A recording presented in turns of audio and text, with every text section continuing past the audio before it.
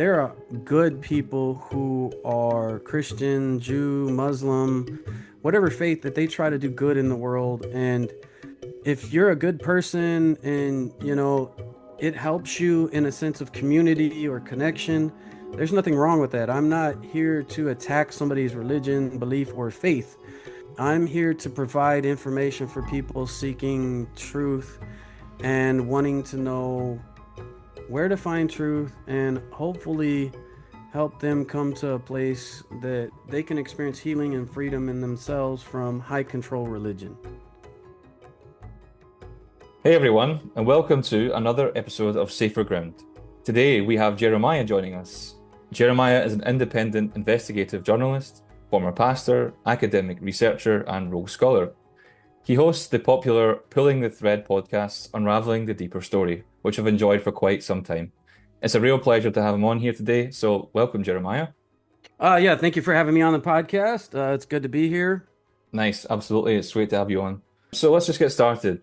Historical Jesus studies. What was the historical Jesus likely to have been like, and how does Judaism and Jewishness come into all this? Are a super popular academic pursuit right now. But across the evangelical spectrum, we're seeing this being leaped on and used as some sort of conveyor belt, drawing committed Christians into this weird blend of Christianity and Judaism, or the surface of Judaism.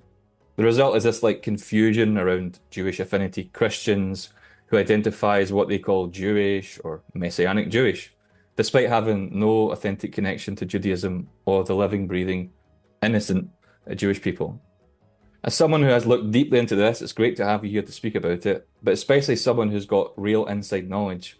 Maybe you could give us a bit more about your background and the story that helped you bring us to where we're talking about today. Well, my interest in the historical Jesus probably goes back to my childhood, and it was really a search for truth. My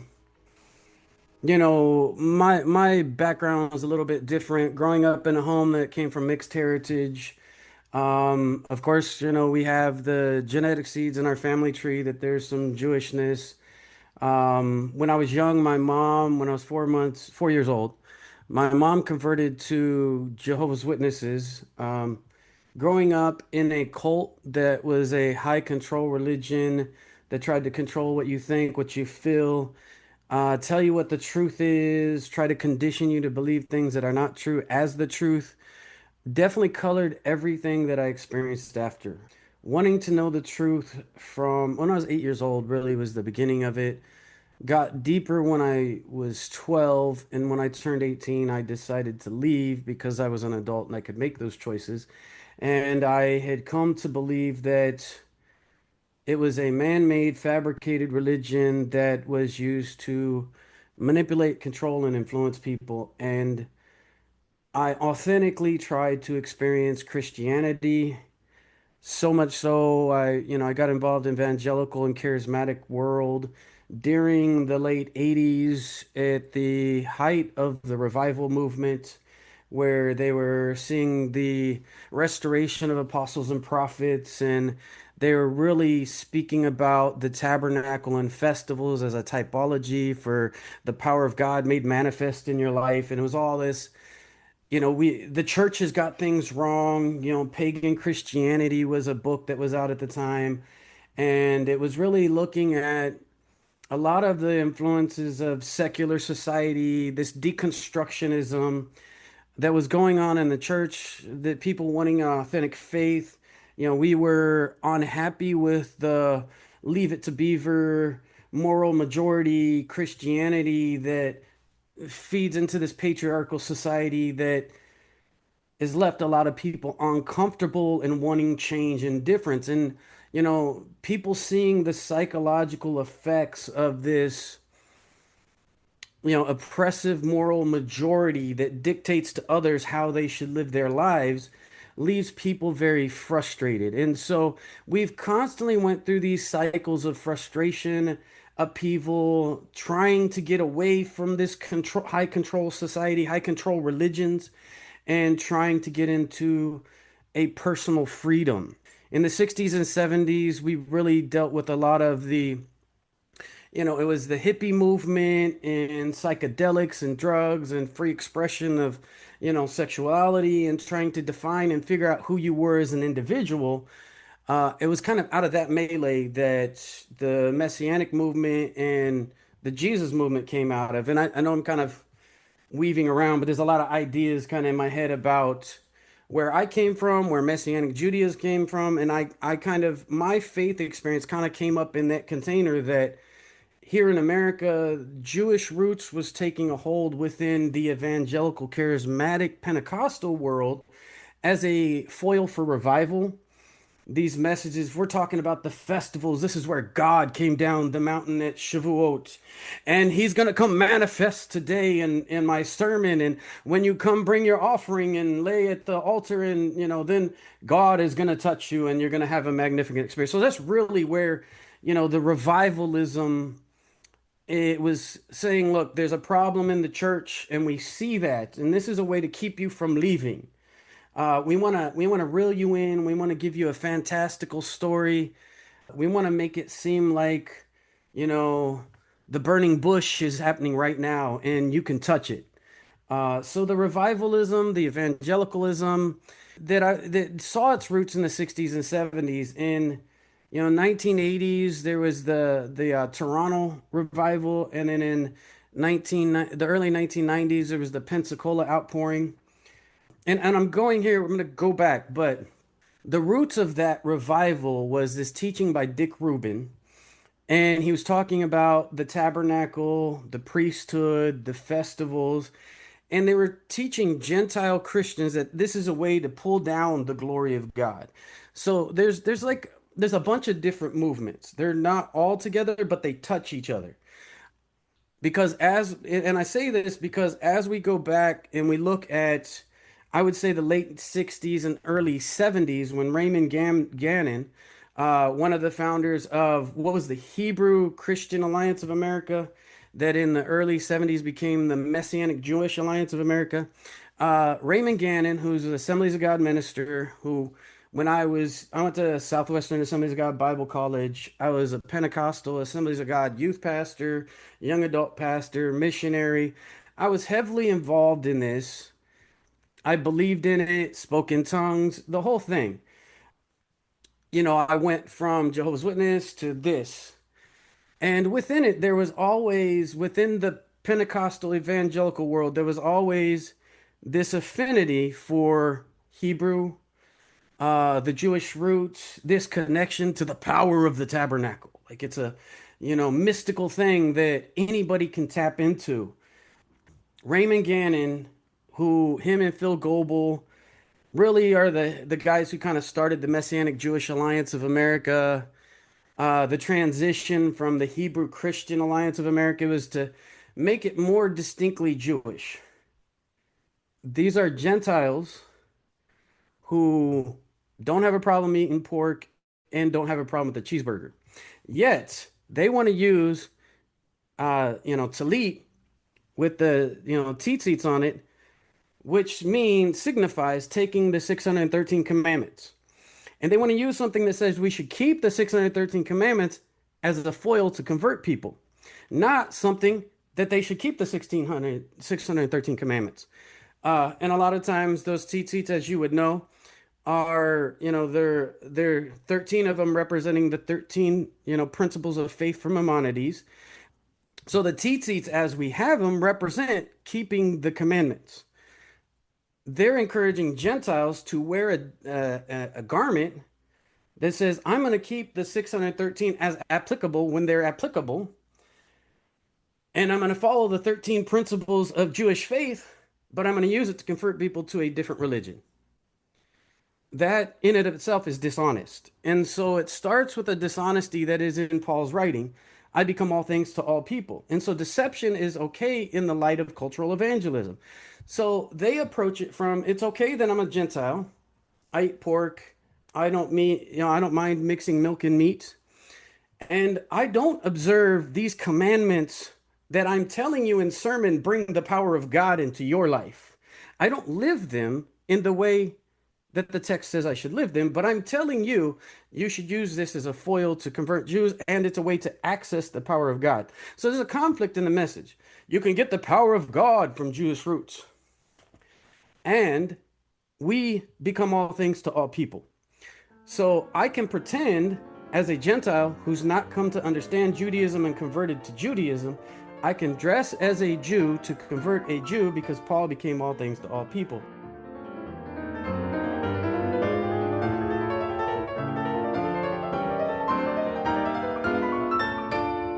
You mentioned the historical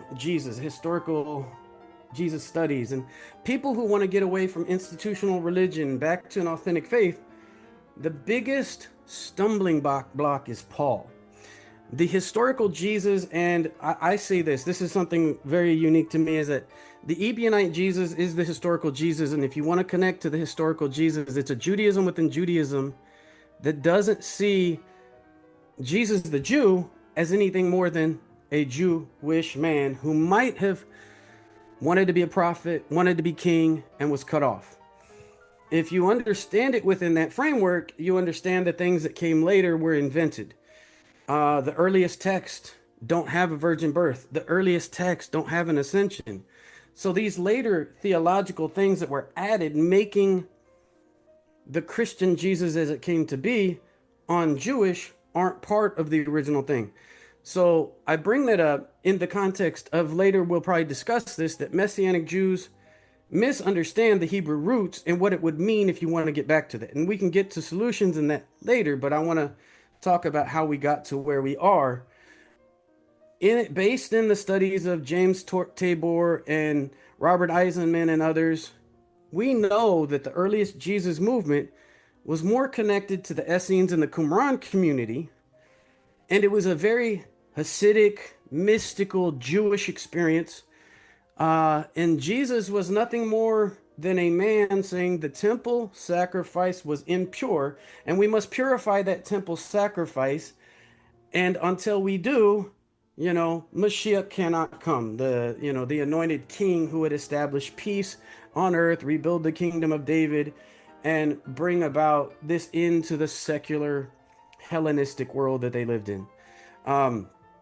And that was what Jesus, the historical Jesus, spoke to. He was a man saying, this is impure. We need to purify it. I'm of the Davidic line. I want to be king. He gets cut off. His brother, James, takes his place to be the king, to be the Mashiach. When he's cut off, his brother Simon takes his place to be the Mashiach. What people don't understand with the term Mashiach, and this is where we get into theology, is it's an anointed king or prophet. Even Sirius was considered a Mashiach in Torah. Mashiach means anointed, and so a king, a high priest, anyone anointed, Mashach, to anoint, Mashiach, one who is anointed, would serve a divine purpose for God. And even in the Torah, a secular king can serve a purpose for God.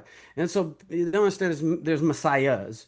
This idea of one messiah, and the idea that a messiah would fail and then come back to succeed later is an anathema in Judaism. But that's like a whole nother point.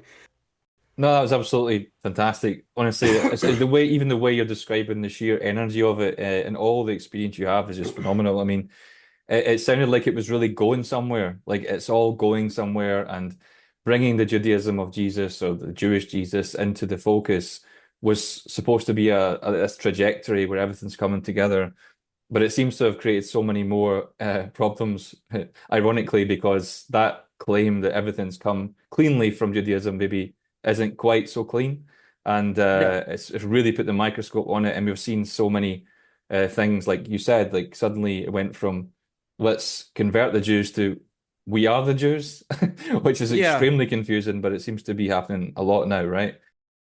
So yeah, it'd be really good to talk about how we really got to that point where everything went from let's convert Jews to this kind of form of Christianity that's, as you said, cloaked and dressed up, and then at some point it flipped, and maybe we can talk about how it went to, well, we're all Jews now, so let's work together, thanks to Paul. Well, there's many different branches that got us there. I guess now let's kind of hone it in. That was kind of a broad picture, kind of really laying the foundation and all the movements that came out. Let's do that because there are groups that try to remain within Judaism and connect to Judaism. There's the ones that try to do it within church, and there's a bunch of different things going on. So let's follow this in a historical framework following a timeline. So, the Hebrew Christian Alliance of America goes into the late 1800s, early 1800s. There was this draw of Christians towards Jewish things. What do the festivals mean? What does the tabernacle mean? If Jesus was a Jew, what does that mean for me? And maybe it was related to the historical Jesus movement, and we're starting to look at the Bible as, well, the New Testament's been altered, the text has been altered. Historically, it doesn't look like what came to be in the fourth century, but is dominant today. And that which appeared in the fourth century claims to be original, even though it doesn't look like anything original. Um, in the 60s and 70s, people were becoming, dissatisfied with organized religion. They wanted spirituality. And like I said, the old Leave It to Beaver Christianity just wasn't cutting it for people who were seeing, societal freedom. We're seeing, rights for the people of color, women starting to be able to vote. There's starting to be freedom in society that this moral majority, their fundamentalist view of the world doesn't support.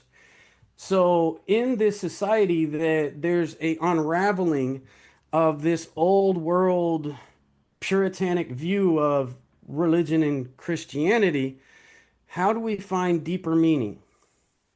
And so pulling on the ideas of Judaism and the Hebrew roots was able to give kind of a mystical element in the place of, the New Age spirituality. So we can offer you a little bit more excitement. We can connect you to the tabernacle in ways that are spiritual and mystical and kind of speak to a New Agey vibe.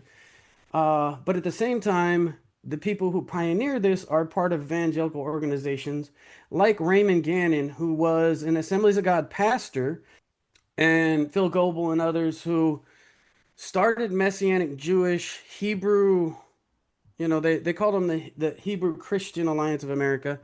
They considered themselves as more than just Hebrew roots. There's a difference between Hebrew roots and Messianic Judaism, Messianic Gentiles, and we can kind of get into that. But um, it was really this, it was a cultural evangelism.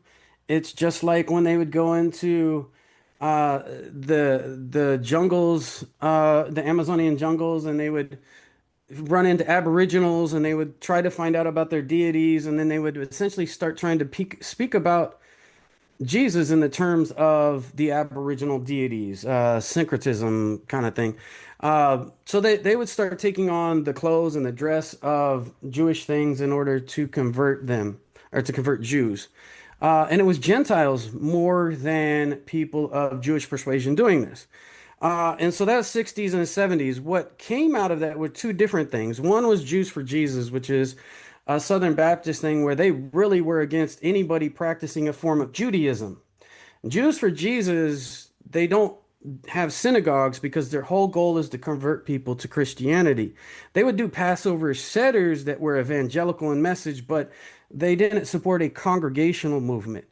They were only an evangelism thing, whereas the Messianic Jewish that came out of the Hebrew Christian Alliance would have congregations that had, that Calvary Chapel style worship, what became known as vineyard style worship, like modern Hillsongs and stuff like that, kind of was birthed in this period. The very, concert kind of focused type of worship that's very exciting and gets you really into it, was born in this period. And they would have that kind of worship mixed with Jewish symbols, tallits, and prayer shawls. And these were magical talisman to bring the power of God to Gentiles who didn't convert or follow the commandments, wearing a thing saying to keep the commandments. It's just like, what are you doing? This is appropriation on a deep level. And this really is what Rabbi Carol Harris Shapiro wrote about in her book on Messianic Judaism. People dressing up in the name of the cross to convert people, cross dressing as Jews. Really, I mean, that statement stuck with me because I'm like, they are just dressing up in the name of the cross.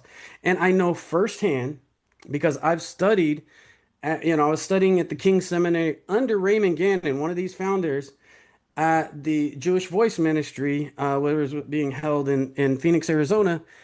And he told me, a Gentile who I know ate, cheeseburgers and pork and But he said, you should dress up as more Orthodox than the Orthodox to convert the Orthodox. So the Messianic Jewish Alliance of America founders, their purpose was to dress up and convert Jews, which is different than Jews for Jesus. They don't dress up, they're just going to try to convert you. Now, out of that, started in the late 70s, there were Jews now coming to this, and they were like, well, we kind of want a Jewish experience. And so there was a focus on making more halakhically appearing Orthodox Jewish Messianic Jewish organizations, the UMJC.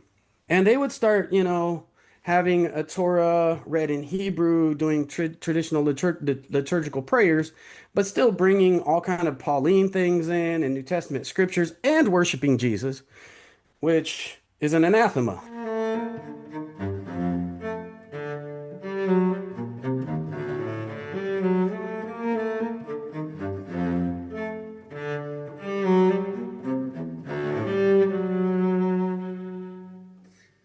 Jesus isn't in the festivals.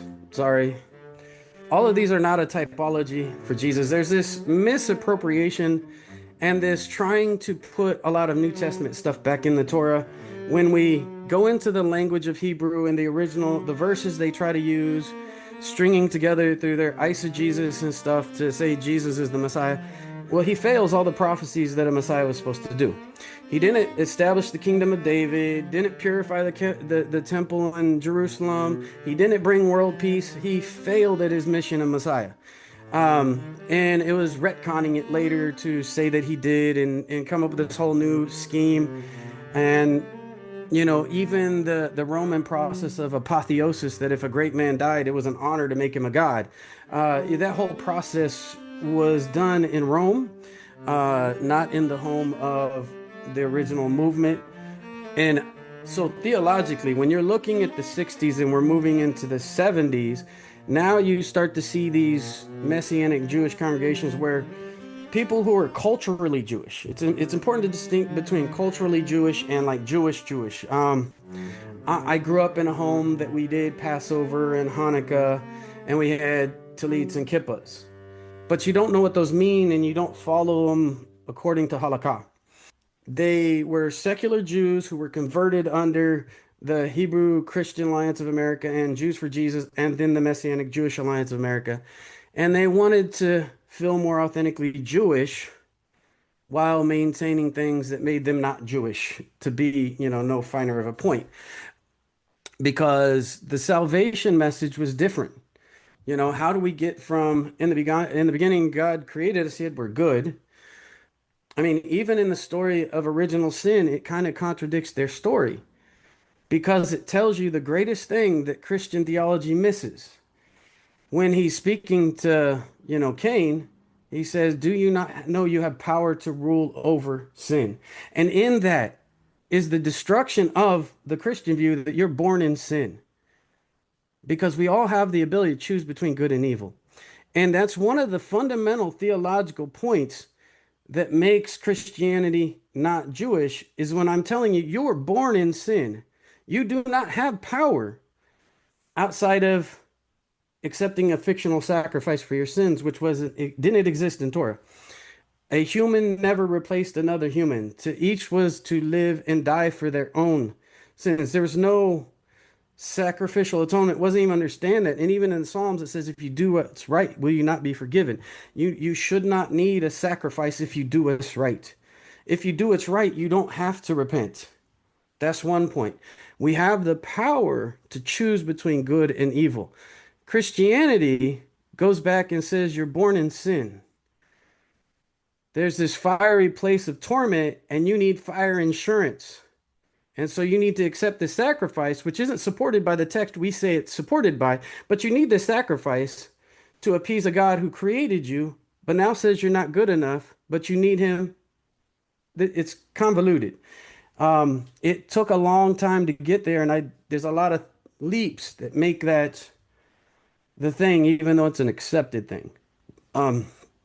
It's that theology, that belief that I'm not good and I can't do good, that made Christianity so appealing to people who were addicted to drugs in the 60s and 70s. And these people who were in the New Age movement wanted balance and structure. And in this environment, evangelical Christianity, Pentecostal revivalism, Messianic Judaism, these things started to be born as cousins together in the same. So when we understand where they're coming out of drugs and promiscuity, and they're going, well, I don't know if I want to go back to the leave it to Beaver way of things. We need a new way that makes us feel connected to a deeper spirituality and keeps us moving forward. So there's different currents. There's the evangelism, pure evangelism, and then those who are like, we want some actual authentic Jewishness. Now, this brings us into the 80s and 90s, and this is where the cousin movement of the Hebrew roots really takes hold in the churches. Out of Calvary Chapel came the Vineyard movement, which was heavily involved in revivalism, big in worship, power evangelism, which is essentially using music as a concert tool to get you excited so that you're very suggestible during the message and will give more money. Power evangelism is about an excited, swelling worship experience. It's like a concert that gets you really excited and makes you suggestible. Power evangelism was using music to manipulate the masses, which has always been a tool all the way back to the Roman Empire. But you make it worshipful, and we're worshiping God. So it's a good thing that we're using music to manipulate the masses. That's what power evangelism was. Out of that came a movement that in this Jewish roots of things, there was two cousin revivals, one in Toronto, Florida, and one in Pensacola, Florida. And I mentioned this earlier, where they were pulling on the festivals and the tabernacle. And in this movement was the rise of these apostles and prophets. This really came out of C. Peter Wagner's movement, what's loosely known as the Neo-Apostolic Reformation. This restored the church got it wrong. We're off course, and we need to restore the apostles and prophets. Oh, and by the way, there's some stuff in this Jewish stuff, the tabernacle, the festivals. This is how we bring down the power of God and heal you, and you fall out in the spirit and speak in tongues, and it's all very exciting. It brings the music brings excitement. The messages bring excitement. It's human. It's manufactured. People don't understand this. I started to understand this when I was in this movement as an Assemblies of God. I went to the Southwestern Assemblies of God University. I was involved in these revival churches, and a lot of this Hebrew Jewish stuff was embedded in it. And the messages that were coming out were concerning. They continued to be, and when I put it all together, eventually I left all of it because I saw how it all came together, and we're kind of touching on a lot of this today in a more specific way than I have before. They really were good at this. Here, one of the indicators, there was two of them that really put me on to the human side of things.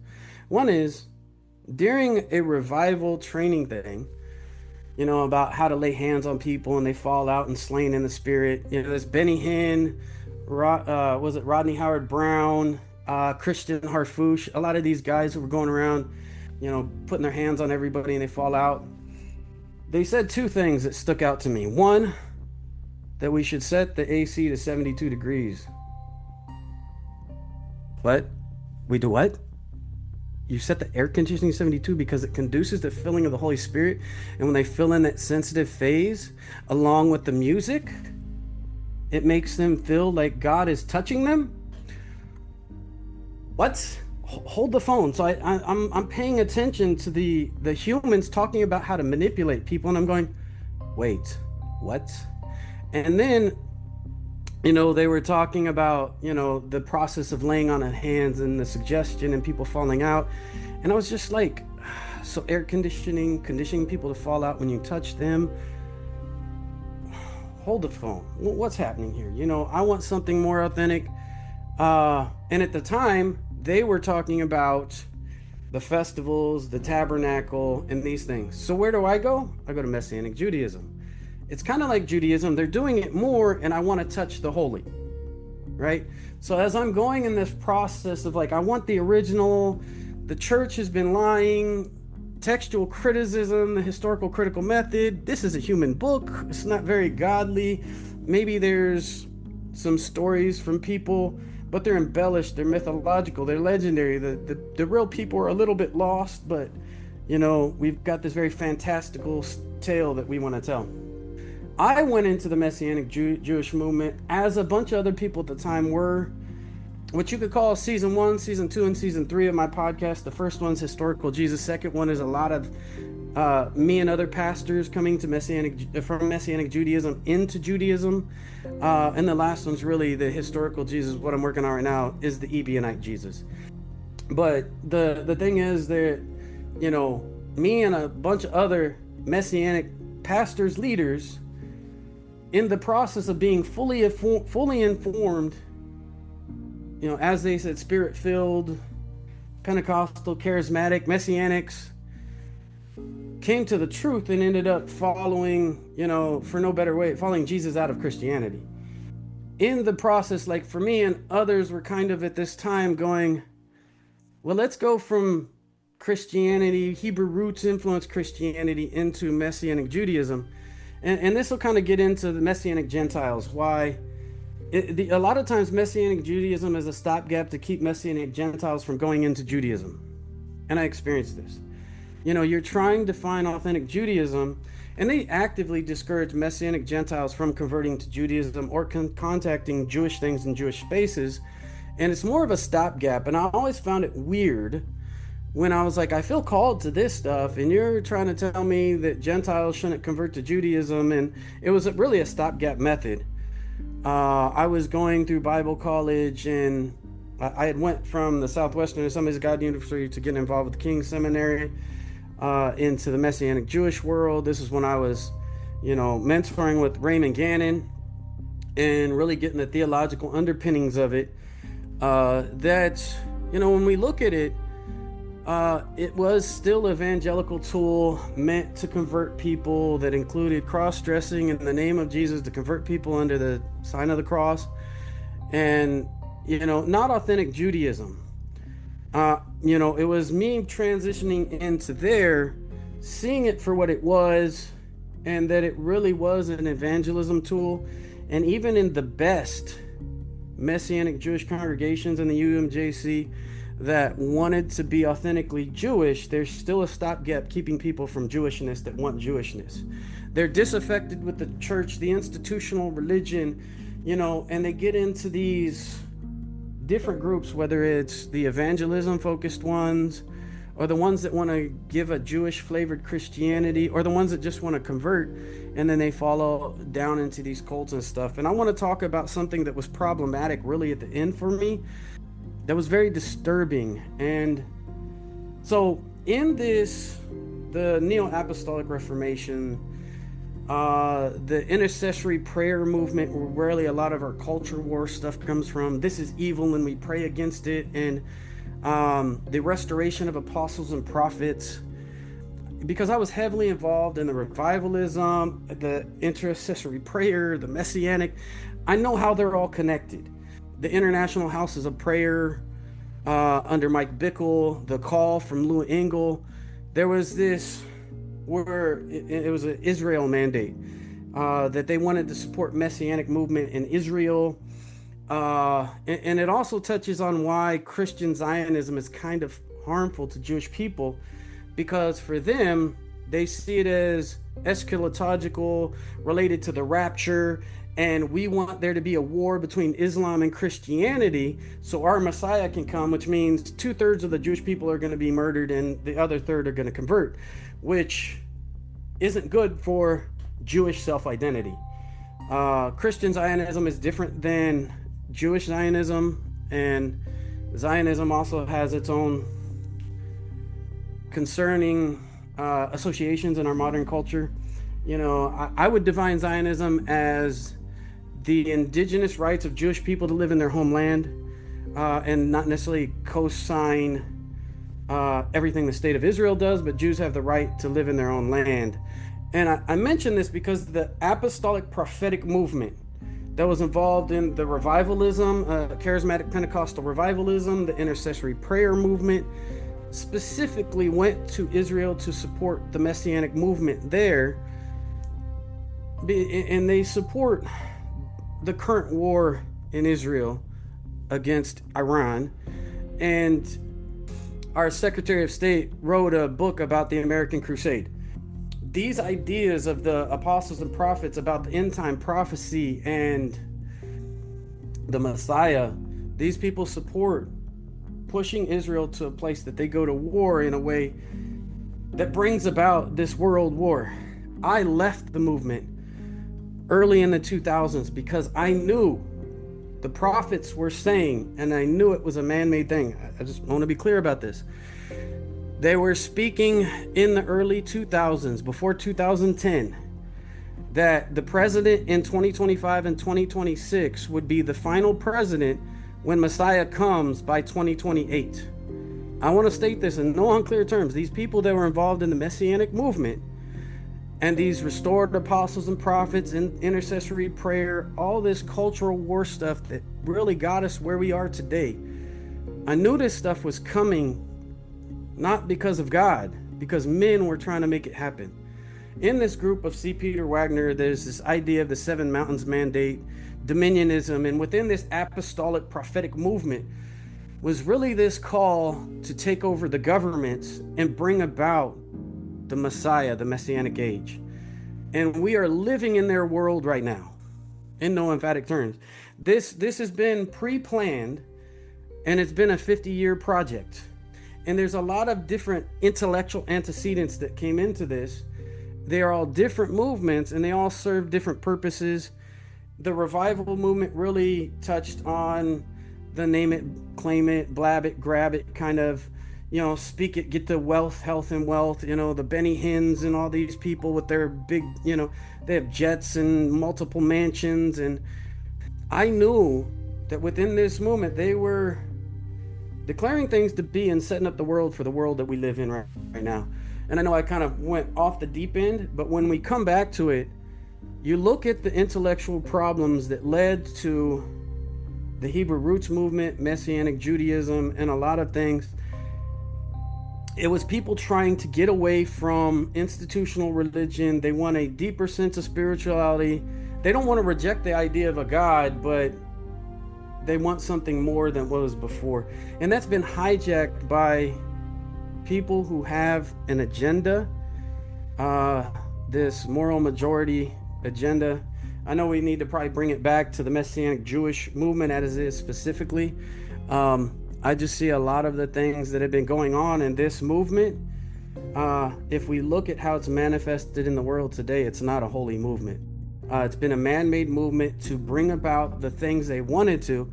And honestly, to be honest, it relates back to the Holy Roman Empire. These are not new tools. They're old tools. They revive these tools to get, they know people are dissatisfied with the spiritual state of things and they want freedom. And so they give stopgap efforts at freedom. And so it really was a process of, now we have a growing Messianic movement, growing Hebrew roots movement in the church. And all of this stuff is really connected to deeper things in society. And so I feel like if we understand what it is, where it is today, where it came from, maybe we can find better ways to deal with it and then intellectually, structurally, historically, accurately undermine the claims so we can point people to a safer ground, safer, space.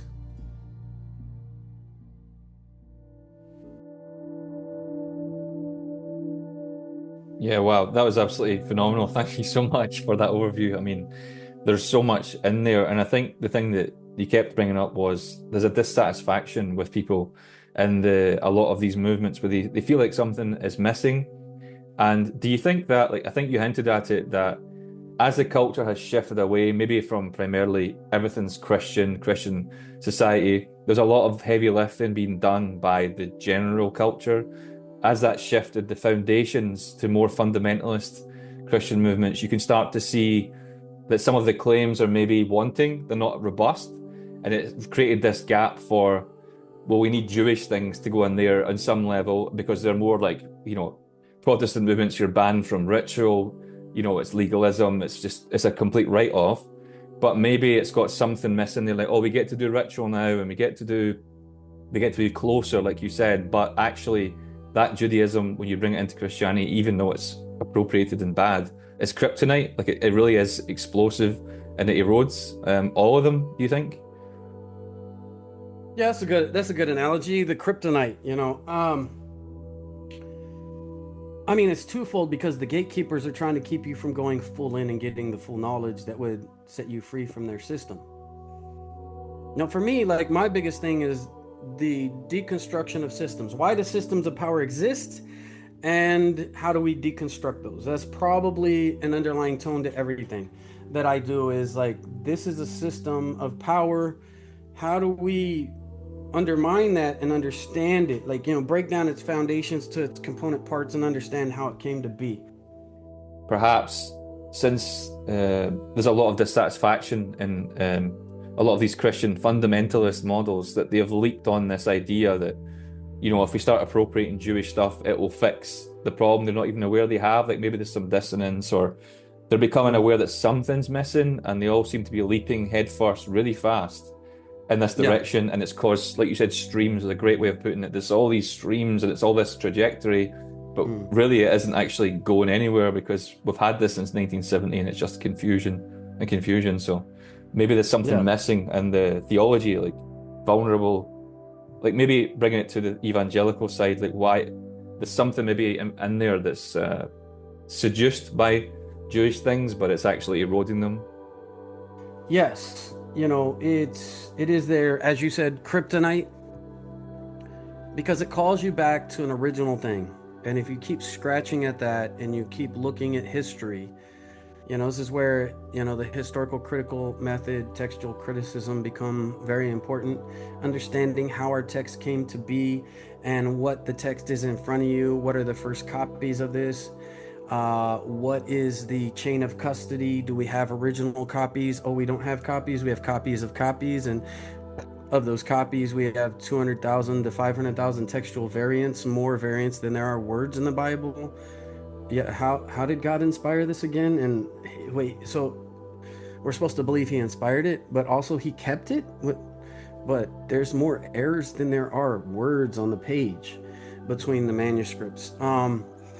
I think that yes, it is the kryptonite, and if you keep scratching and going back, you'll find history speaks a resonant truth that comes down through history. And if we look past the legendary mythological accounts, we might find there is truth in history and text, but you have to look at it historically critical and textual critical to see what the true text may have been. Even if we don't have it, we can guess, and the guess points us in a different direction than the text in front of us does. Mm. So having that flawed foundation as an understanding, you just keep looking and pulling back the layers until you see it better. So it is kryptonite as long as people keep going back to like, why am I dissatisfied? What is the original? Oh wait, the original doesn't support the New Testament like they claim it does. So that takes people on a journey where they're more and more going, what is truth? What is the foundation of truth? And how do I find truth? And, in our society, we need more people who search for truth and they base what they do in their opinions on truth. And so it is the kryptonite as long as people keep scratching and go back. The problem is the gatekeepers try to throw many roadblocks to keep people from exiting. I would really say that like the Messianic Jewish Alliance of America and those antecedents, those who are culturally appropriating to evangelize, are the number one roadblocks to any Gentile who's seeking to go back to this truth. They intentionally try to keep people from Messianic Gentiles from converting to Judaism if they desire. The Messianic Jewish, like UMJC, the more Orthodox ones, may offer they try to discourage it mostly, but they may offer Gentile Messianic conversion, which is not, you're not converting to Judaism. I guess one caveat that's kind of really important to note is that whether you're MJA, UMJC, or Jews for Jesus, none of that is recognized within the Jewish community as Jewish at all. At minimum, or at most, people might have come out of a culturally Jewish experience, but there is no Jewish organization that recognizes Messianic Judaism as Jewish, because as long as you hold to Pauline theology, soteriology, and belief in a Trinity, you are not within the realms of Judaism. You are fully in the realm of Christianity. If you want to get back to the historical Jesus method, he's not within that framework. You'd have to go to something where he was a Jewish prophet who called for purification of the temple, wanted to be kinged and was cut off. His brothers continued after him. And, he was like the 200 or 20,000 other Jews who were killed for wanted to resist Rome in the first century. Jesus wasn't unique. Mm. He was an average Jew, a marginal Jew. There's a reason he doesn't play big in the Talmud and Jewish tradition, because Judaism's never been about a singular rabbi. It's about the story of God, the Jewish people, and there are many rabbis who disagree, and the arguments and disagreements about that are a big part of it because it's a dialogue, it's a conversation. It's not, when somebody's trying to control the narrative, they want to singular it down and make it into something that's easy to contain. But Jewish history isn't easy to contain, and one Jewish rabbi and one Jewish story isn't going to be the compelling narrative of the entire Jewish nation. And so that's even a misunderstanding in how Roman Catholicism appropriated the ideas when they were reinventing the idea of what became Christianity. So is it their kryptonite? Yes. As long as people are seeking truth, then they may eventually get back to it on their own. But they've got to understand they're going through these different groups, these different movements, and they've got to get to a point where they have solidly grounded truth based in history, facts, archaeology, attestable things, not take it on faith. We need to be able to reason. We need to be able to argue and debate things. We need to be able to come to a point that facts are facts, not opinions.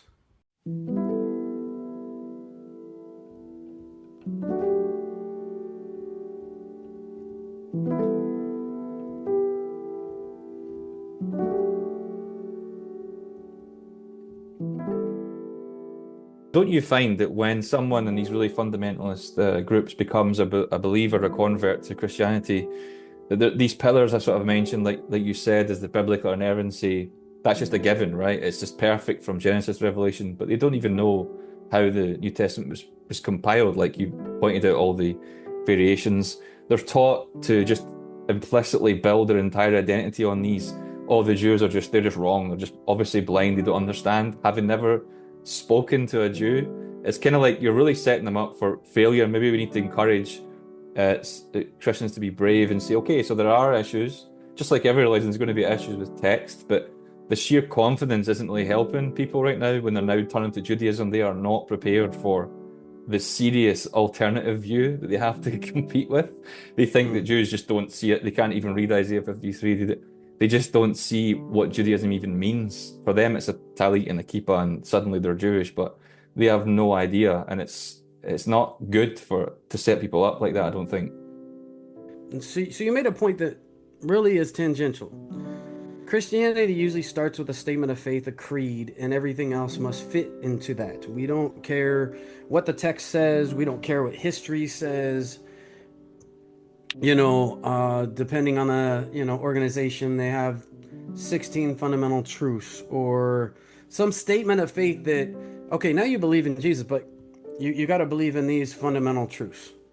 Not do we study historically and textually to make sure these are accurate truths. They don't start from a point of study. They start from a point of, now you believe in Jesus, here's what you should believe. And they tell you all these statements of faith and they give you a verse related to it. Now, contextually, that verse may not actually support that theology in context, which is the number one thing. And when you go to Bible college, which I did, the primary thing is to study that statement of faith and all the ways the text could support that. Versus study the text and see what it says. Oh, it doesn't support that. I need a new view. See, that's what people need to do is they need to look and go, what's the text say? You know, we talk about hermeneutics, hermeneutical understanding, a contextual understanding. What did it mean to the people in the context? And the other thing is, if you study Hebrew, you understand the language is multifaceted, and that the word chesed may have multiple meanings based upon the context of the word, and that it's not a simple just loving kindness. It might mean something different under one context because a lot of times in Hebrew, the word is more of a word picture, and the picture has multiple meanings, and the context changes the meaning of the word. And this is why, you know, the sages say to translate is a lie. And that is why on Shabbat in Jewish synagogues, as we read, you know, the text in Hebrew, so I can hear for myself in the original language. I study the original language to understand what it means in the original language. And when I understand the multiple meanings of a word, then I can contextually apply it, but the contextual application is not the application, it is my understanding of it, right? When I can properly contextualize to the Jewish people in the land of Israel what the languages mean, then I start to understand the text better. We're talking now about I think I want to talk about, if you can, about the identity and like what problems people face. Yeah, I really want to ask about the kind of ethical side of this and what kind of internal contradictions someone's going to find themselves in, because, you know, we can't just go from one extreme to another, right? When someone's like a really hardcore Christian and suddenly if you throw a talus on them and a kippah, it's not going to change much, but it does throw them in a different arena where they're suddenly faced with new things. What kind of internal contradictions are they going to have? Like you just mentioned Paul, you mentioned historical Jesus, and then we're talking Torah. When you bring Torah in there, how do they even begin to make that work? Are they even aware of the problems that they've got? Are they not seeing further ahead, or are they just been doing what they're told?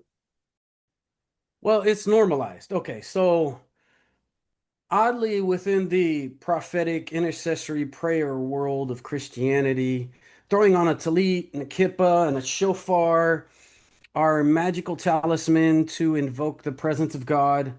And because of that, it is normalized in a broader swath of evangelicalism to occasionally see the symbols of Judaism as appropriated in some ungodly, like, why are you a Gentile dressing up in a tallit with tzitzits that talk about the 613 commandments when you don't take it, you know, don't apply it?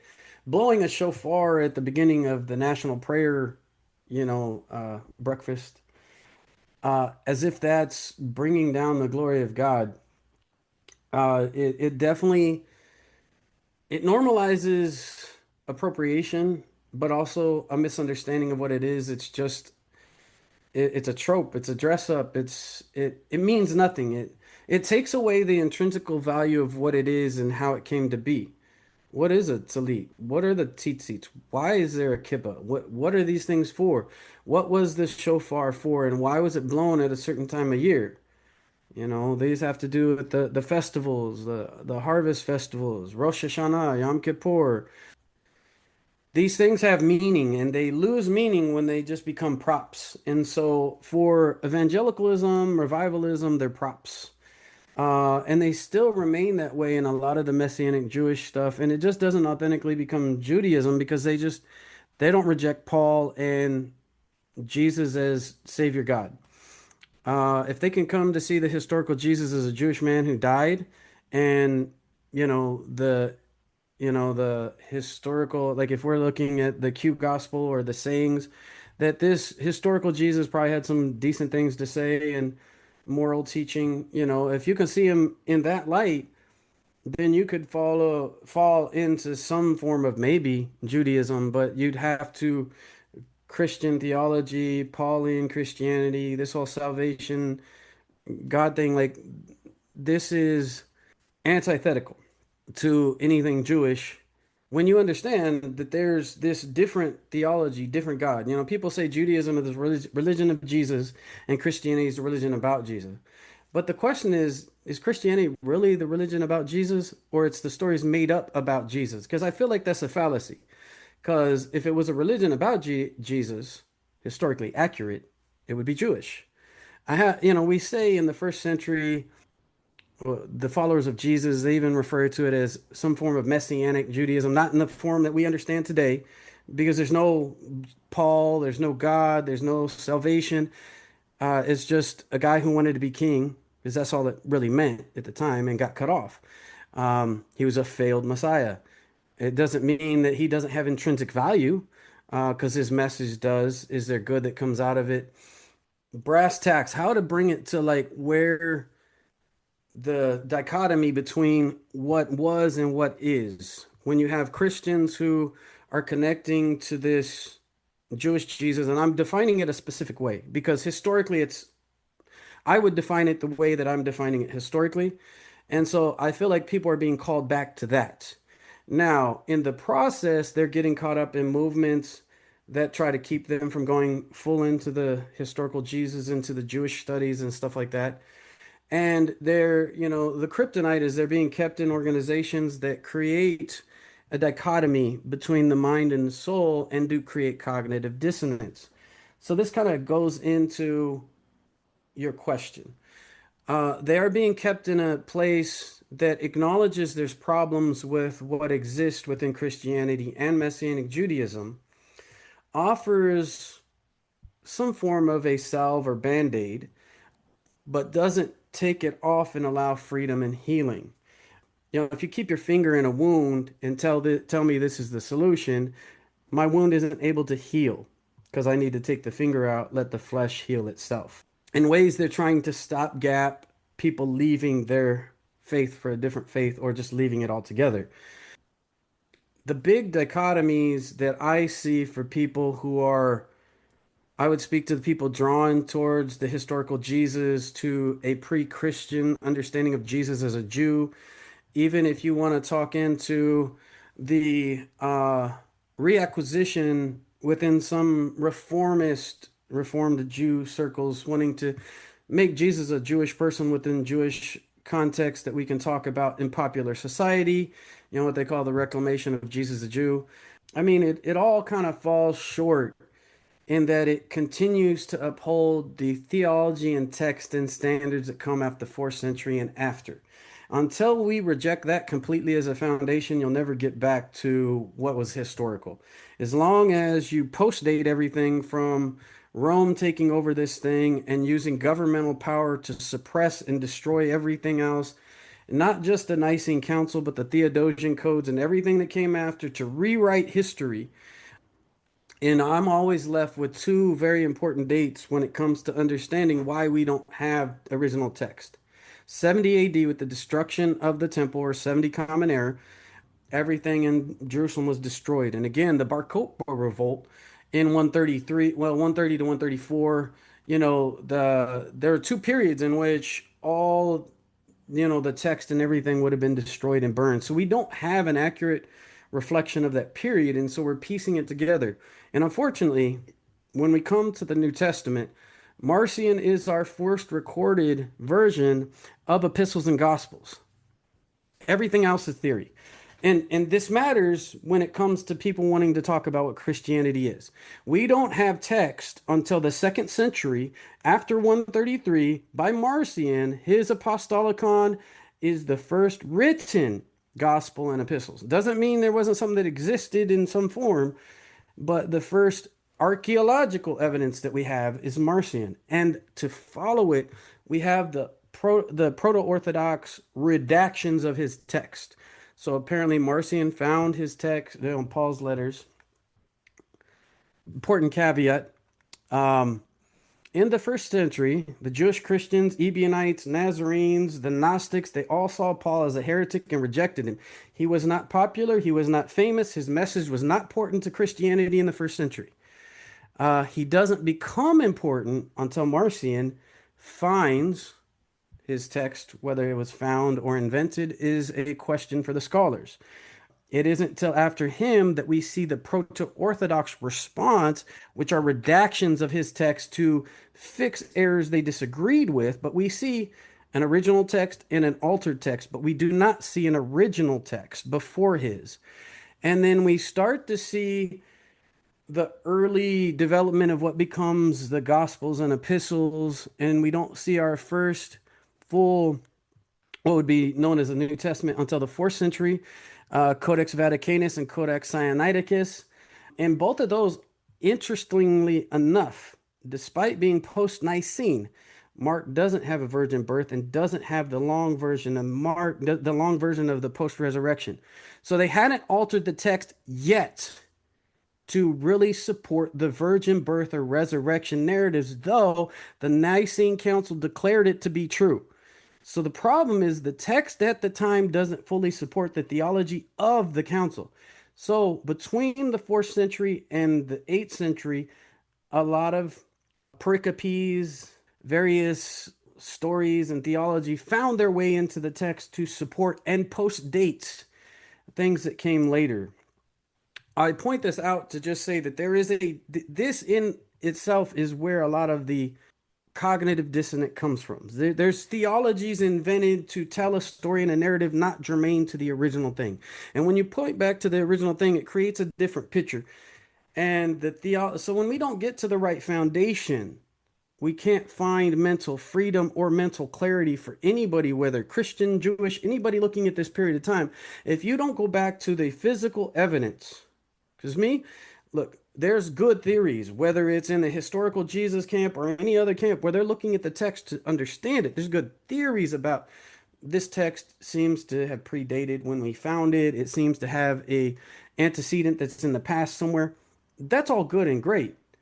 But as a journalist, I need to know my sources and my evidence. And when I start with the hard physical evidence, I'm sorry, I have to start my conversation there. Everything else is theory, and theory's nice, but that's not where I'm going to focus. So for me, the foundation is very flawed. And how do you deal with people in this period of time that they're being drawn away from institutional Christianity that leads them to different moral conflicts within themselves, very soul conflicts because the nature of salvation, societal implications because they're uncomfortable with the way that some of this stuff is playing out. They are being trapped by a fake Jewish roots. And I want to be clear, that's why I'm saying all these things, that this sitting at the feet of Rabbi Jesus in these tabernacles that they set up in synagogues. So you can walk through the stations of the tabernacle and imagine the glory of God coming down and how you see Jesus in every part of the tabernacle. And he's your connection to the power of God in your life right now. But why are the people leading this movement so flawed? Why is the way that their policies play out in this world causing so much harm? Because this is not a holy thing. It's a very man-made thing.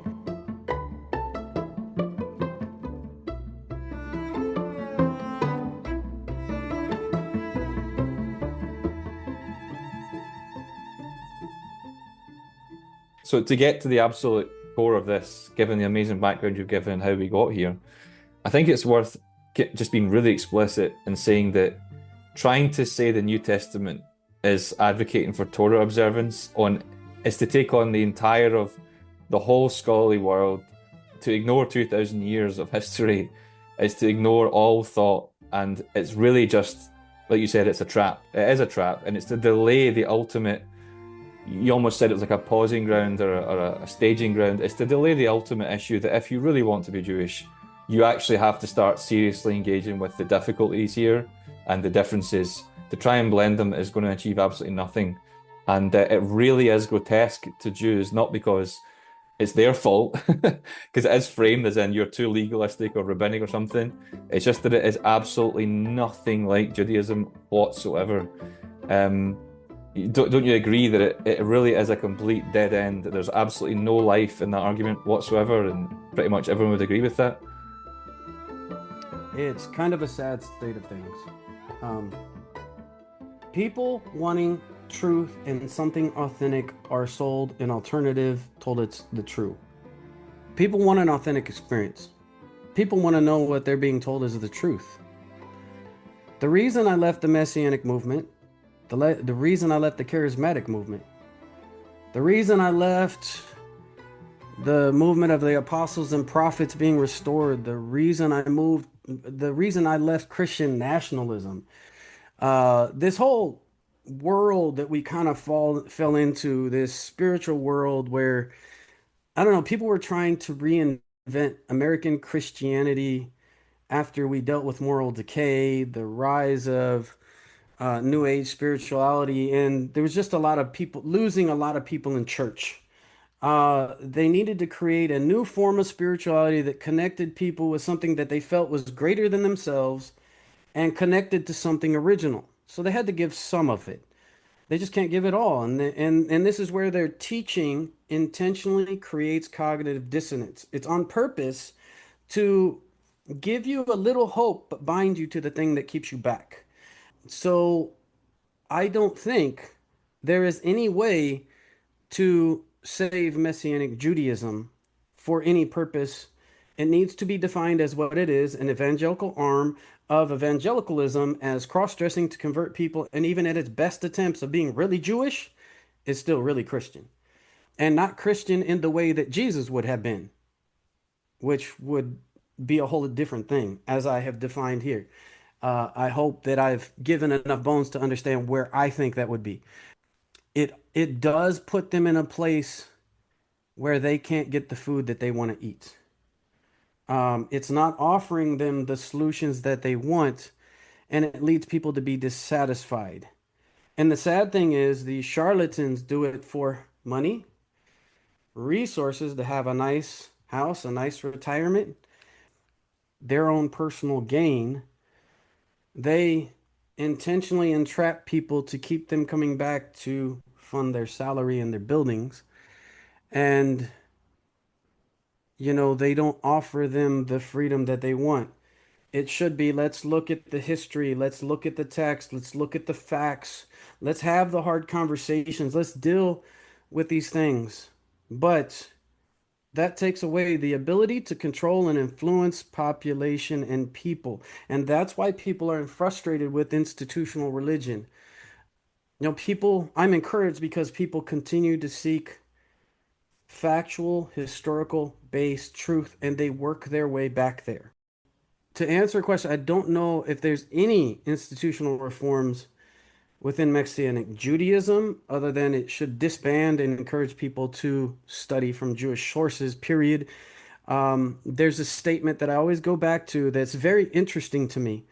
When piecing together the historical Jesus, I look at the Clementine homilies, the ante-Nicene fathers, the writings before, the Gospel of Thomas, and really within the Clementius, the writings of Peter and James.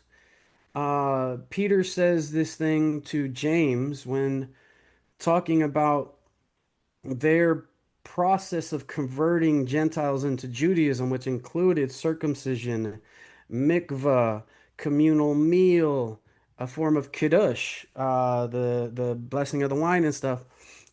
They said that somebody should not teach Torah unless they are circumcised.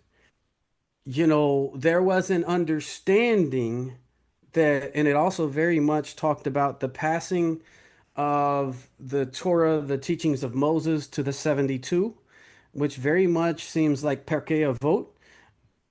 They said that there was essentially a process for Gentiles to come in to understand the Torah, but it should come through somebody who is circumcised.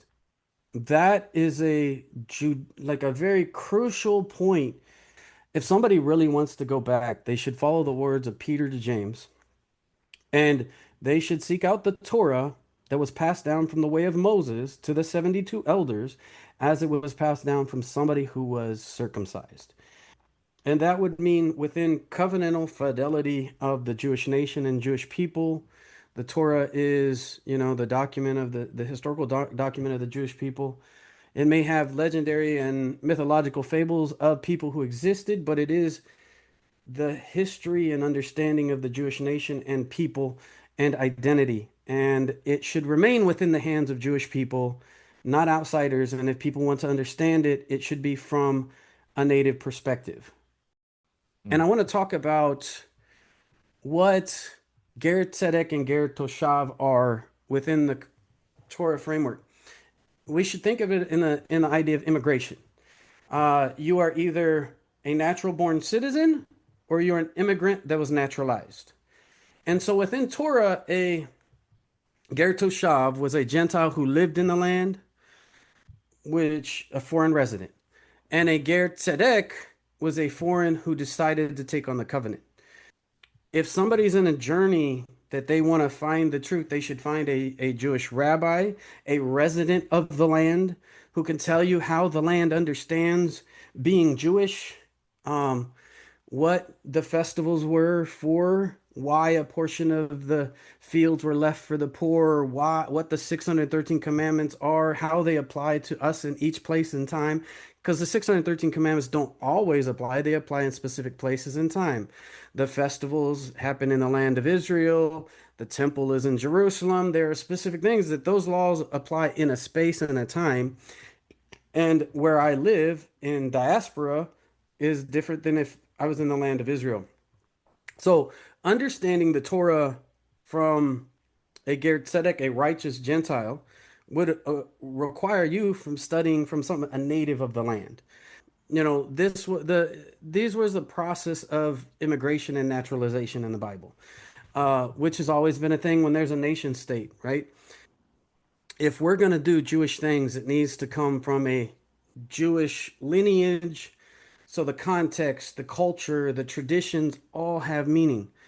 Now, that said, the problem is there's a lot of people receiving knowledge and information claiming to be connected to without any connection. And so this is where it matters, is that there's this whole religion that is disconnected, claiming to reconnect, but it's not going to the source to connect. And so any attempt to repair the knowledge should go to people in the land who understand the context and the culture, and they can convey those messages to you not as a foil for excitement in a message, not as foil to get you to tithe more money to them, but what does this mean and what does it mean to me? What does it really mean? Because I think that's what people are looking for. There's good people in Christianity. It's the leaders that know what they're doing that are the problem. When I come back, you know, my concerns when I was in the Messianic and the Pentecostal movements and this rise of the return of apostles and prophets and this connection to Jewishness and how this was going to bring Messiah, I was concerned in the early 2000s, and this is where I'll leave it, is that I was concerned that these guys were calling for an authoritarian government to establish a theocratic rule that they believed in the seven mountains that they wanted to bring about. And it was definitely one of the reasons that I was like, you know, I this doesn't feel safe for the Jewish people. This doesn't feel safe for people. And there's so many ways this is playing out in the society. There are different groups all connected to this restoration of prophets in Israel and all trying to tap into this, I don't know, mystical framework that they are using it, honestly, if we look at this, for a very human thing that devalues and dehumanizes people and honestly does not represent love, doesn't represent kindness, doesn't represent healing, doesn't bring us together as people. It's breaking humanity. It's tearing our heart out as a people. It's not repairing the world. Tikkun olam, tikkun nefesh. We're to repair the world, repair our soul. This is not restoring us. And if you want out, you should seek truth. If you want freedom, you should not allow somebody to suppress your soul. You should understand you have the right and ability to choose between good and evil. You can choose it for yourself, even if everybody else around you doesn't. Yeah, absolutely. Yeah, totally. And it does lead to a lot of damage. I could actually almost hear the pain in what you were saying there that I've obviously echoed in so many people who I've spoken to, that it's really not in their best interest to do this. And but it takes a great amount of bravery. If you remember what that was like when, if you can go back when you were really a believer, you know, Jesus is God. He's part of the Trinity. He's everything, you know, Jesus is in everything. He's everywhere. He's in every breath. And then to try and shift that, it is a huge leap and it's very, very difficult. But the pain is much worse when you're stuck in a group, but you are controlled. These environments are chambers of radicalization. You need that leader to affirm your Jewishness. The minute you step outside that messianic synagogue, whatever you want to call it, you really are just a person with maybe a Star of David on or a cap in your head. And it's like, it's not enough to sustain people to deal with the real issues in their heart. Not everyone's going to be Jewish, but for those who are drawn to it, they really need to give the possibility of suspending their certainty about what it is to be Jewish or whatever, and just get to a synagogue and allow themselves to just like sit there and experience what the Jews think about their scriptures given to them in their time and their language, understood in their tradition. Is it for me? You know, but it takes a huge amount of courage to do it. Most people I speak to say they can't go and speak to a rabbi. They're terrified because he'll try and convert me. They have no idea what the Jewish world's like, and a lot of these messianic leaders poison that by saying you can't go there, they'll Yeah. convert you, they'll make you do this, and it really is nasty, you know. Yeah. I'm sure you've heard that yourself, you know, like really bad framing of it's a really negative view of Jews Yeah. and rabbinic and all this. It's really poor. So we need to Yeah. encourage people to speak to an authentic Jewish source, and you yourself, you know, did that at some point, and I'm sure it was like refreshing. Yeah. I mean, I've heard a few stories over the years of people, they're just seeking truth and they're discouraged from going to like a rabbi. Now, I want to say that your journey is your journey. Not everybody has to choose Judaism. Within Judaism, the righteous of all people have a place in the world to come. If somebody's righteous, they follow the Noahide commandments, which, don't lie, don't steal, don't cheat, worship one God, believe in moral courts. Um, you're considered righteous and you have a place in the world to come. You don't have to be a Jew to go to heaven. If you believe in Olam Haba, the world to come, it's not an exclusively Jewish place according to the Talmud and Jewish tradition. If you find enlightenment through some other means, that's fine. I provide this information for those on a journey out of Christianity, out of high control religion, people who want to seek truth and experience freedom, not bound by institutional organizations. There are good people who are Christian, Jew, Muslim, whatever faith that they try to do good in the world. And, you know, if you're a good person and, it helps you in a sense of community or connection, there's nothing wrong with that. I'm not here to attack somebody's religion, belief, or faith. I'm here to provide information for people seeking truth and wanting to know where to find truth and hopefully help them come to a place that they can experience healing and freedom in themselves from high control religion. Yeah, absolutely. I was just Yeah. going to ask you what do you feel like a healthy Jewish and Christian relationship looks like? Obviously, we know what's not good, which is to polarize rabbinic and then to say it's all pagan. This is what these Mhm. groups are doing to try and polarize people. How can it be more healthy to someone who's in an ideal scenario has not been sucked into a cult yet, maybe thinking about transition or just staying where they are?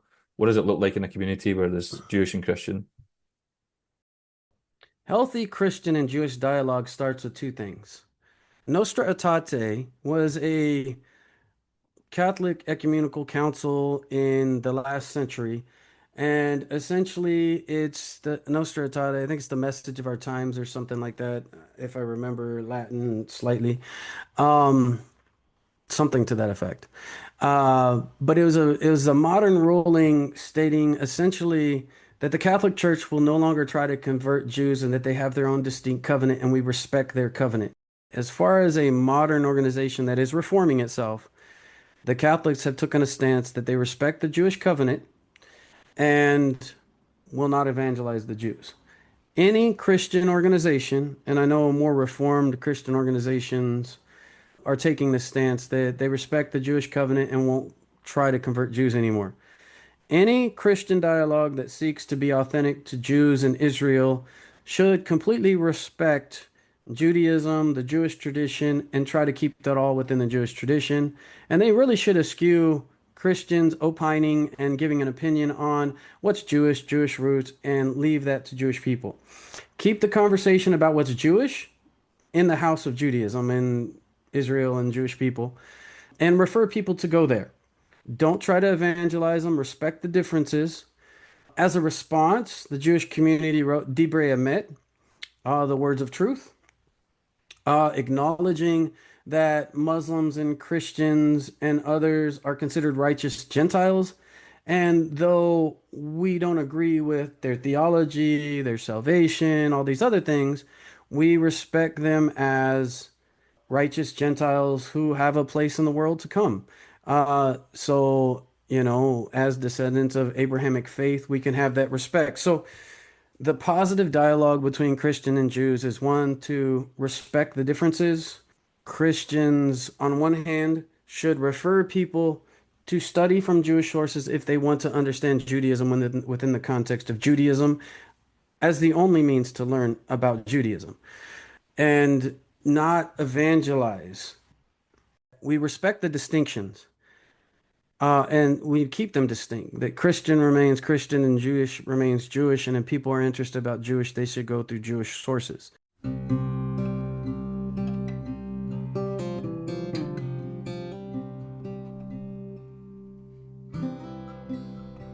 One of the tactics, we could speak about many of them, but one of the tactics these messianic pastors use when people are genuinely in a place where they might be compatible with actual Judaism, they might be tempted to convert, even though, as you said, there's the threat of hell and you can't do this, and they really are in a scary place. One of the things that's worked in keeping them in that high control environment is saying to them, Orthodox uh, Jews do not accept conservative conversions, and reform aren't accepted by. So no one's going to accept it anyway. So therefore, we can just self-identify and we'll accept. This seems to be what really keeps people in there, that my conversion won't be accepted anyway, because many won't do an Orthodox conversion. What would you say to a person there in that moment who's been held down by that kind of inner Jewish struggle? Would you have anything to sort of clarify there? Because that seems to be the one that really is the most effective at keeping them bound. Well, there are different ways to convert to Judaism if you feel that way. If you don't feel that led that way, it's fine. If you follow the Noahide traditions, you don't have to convert anyways. If you're a righteous Gentile, you don't have to become a Jew unless you feel called to being a Jew. There's no need. It's not necessary. It doesn't get you closer to God. It doesn't get you closer to heaven. The righteous of all people have a place in the world to come. So let me say, you don't have to do it if you don't want to do it. If you're feeling called to identify as Jewish, you should find Jewish sources to do so. Or if you just want to have answers from a purely Jewish source, just go to a Jewish source for answers. Um, as far as the discouragement, at the end of the day, you're making a choice to change what you do and what you believe, and you've got to be brave. Whether for you it's Reformed, conservative, or Orthodox, that's a personal choice. I chose conservative because I'm an intellectual and I like the traditions and I want to hand those to my children within, a traditional Jewish framework. That was the choice for me. I understand some people choose Orthodox, they like the rigorousness of it, and others like Reform because they like, a little freer, I guess, expression of things, and they're more friendly to the LGBTQ community, whatever it is for them. Um, you pick what works for you. If you choose to go on an intellectual path, you choose to go into Hinduism or whatever other religion you want to go to, you can go wherever you choose in life. That's a choice. It's a personal choice. Religion is a personal choice. For me, it's giving information about the historical critical method, the historical Jesus, textual criticism, and starting at a point of honest truth and then finding out what to do with that. And choosing that is bravery. You have to be brave to do what you feel is best for you. Um, it's a scary thing, no matter what no matter where you go, and people saying things to discourage you that will sit with you. But at the end of the day, you got to find what makes you happy and go where you feel best represents you. There are different branches of Orthodox Judaism. There's, the Hasidic, even progressive Orthodox organizations. I mean, ones that are even trying to allow the ordination of female rabbis. So Judaism isn't as fractioned and schismed as Christianity. There's so many thousands of organizations and there's so many groups. I mean, there are three intellectual strains, but there are variations within those. Well, like I don't feel like a person should concern themselves with, well, is this conversion going to be accepted by the Orthodox or conservative? Nowadays in Israel, conservative conversions are accepted in Israel. So whether the Orthodox in Israel accept you or not is irrelevant if you want to go on the law of return, aliyah. It may be a little more complicated if you're having to go through a traditional rabbinical court to get in and you were conservative or reform. But understand that if you're in any kind of messianic organization, you are not considered Jewish, and you will need to go through some formal conversion process if you want to operate in Jewish spaces. You have no access to Jewish synagogue, Jewish communal life if you remain messianic. If you want to participate in Jewish life, you have to go through some formal conversion to enter Jewish space. If you want to remain in a space that you're not, understand you're still within the Christian framework, even if it's Hebrew roots or Messianic. That's still a Christian space. If you want to go to a Jewish space, just go there. Don't worry about it. Like, number one, they won't discourage you. It's not a scary place. Just go. Go to the Jewish Community Center around the festivals, and if they have an event, just go meet some Jewish people in a Jewish space. Go to a Jewish synagogue. They don't turn away Gentiles. It's not like somebody's sitting there like, checking to see if you've had a circumcision or hatafat dam brit. They're not checking to see if you're circumcised before they let you in a synagogue. You can go in a synagogue. You can show up. You can go as much as you want. Nobody's gonna, discourage you. They may be curious, who are you? Why are you here? Because when we do Kiddush, we'll sit around and talk, and they may ask you questions. This is just trying to get to know you. Why are you in the community? Why are you here? It's normal. It's just another space like any other space. This culture war, the spiritual war, this thing that Christianity hypes up, intercessory prayer stuff, makes you feel like there's a lot of spiritual conflict. There's really mental conflict in your head. That's not, they're just humans in a space. And if you want to learn about them, go show up and get to know people, connect with them. You'll connect on a human level, discuss, the things that you want to discuss.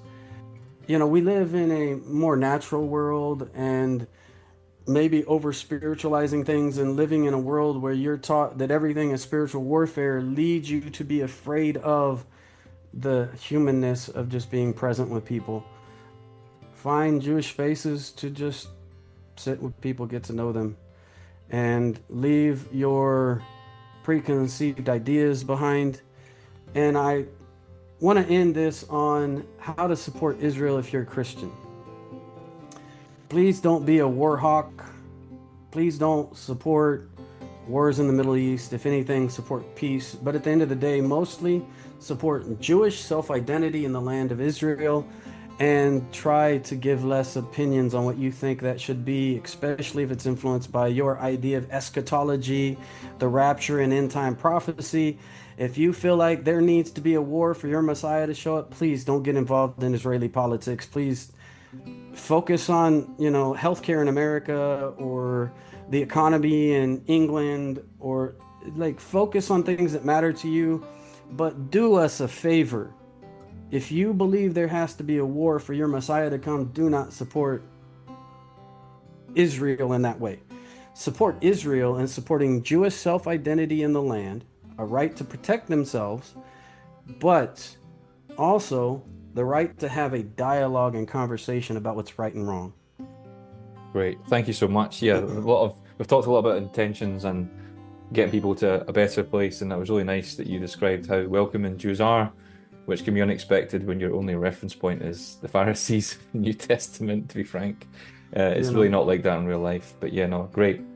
Listen, Jeremiah, thank you so much for being on this second episode. You've given us so much great material and such beautiful answers, and sharing your story so generously, and your insights and your hard work throughout everything you've been through.